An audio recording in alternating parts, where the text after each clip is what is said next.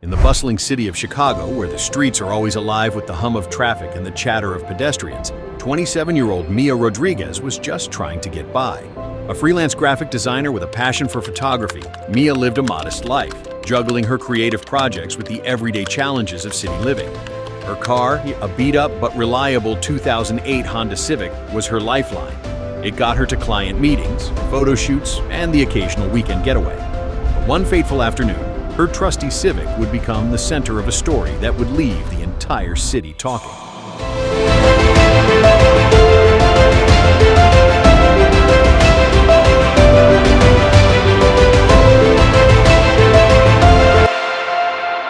It all started when Mia noticed her car making a strange rattling noise. She wasn't a car expert, but she knew enough to realize something wasn't right.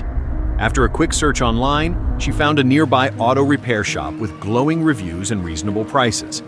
The shop, called Quick Fix Auto, was run by a man named Greg, who seemed friendly and knowledgeable over the phone. Mia drove to the shop and explained the issue to Greg. He listened intently, then took the car for a quick test drive. When he returned, his face was serious. "I hate to be the bearer of bad news," Greg said, shaking his head. "But your transmission is on its last legs. If you don't get it fixed soon, you're looking at a complete breakdown." Mia's heart sank. "How much will it cost to fix?" Greg hesitated, then said, "It's not cheap.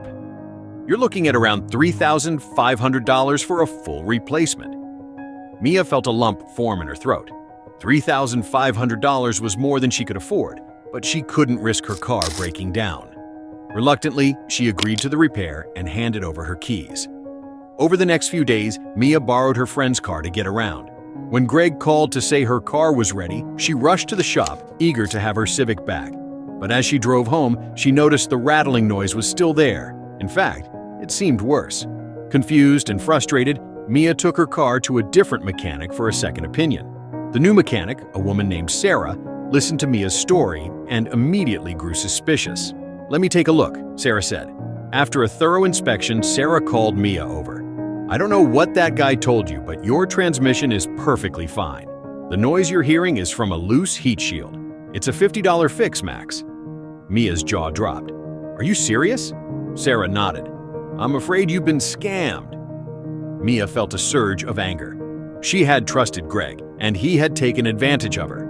But instead of letting her frustration consume her, Mia decided to take matters into her own hands. The next day, Mia returned to Quick Fix Auto, her car still rattling. Greg greeted her with a smile. "Back so soon? Everything okay?" Mia forced a smile. "Actually, no. The noise is still there. Can you take another look?" Greg's smile faltered, but he agreed. As he took the car for another test drive, Mia discreetly placed her phone on the counter, recording the conversation. When Greg returned, he repeated his earlier diagnosis. "It's definitely the transmission. I can take another look, but it'll cost extra." Mia nodded, pretending to consider his offer. "Okay, let me think about it." As she left the shop, Mia knew she had the evidence she needed, but she wasn't done yet. Over the next few weeks, Mia launched a full-scale investigation into Greg's business. She discovered that he had a history of overcharging customers and performing unnecessary repairs. She also found several online reviews from people who had similar experiences but were too intimidated to speak out. Mia decided to take her findings public.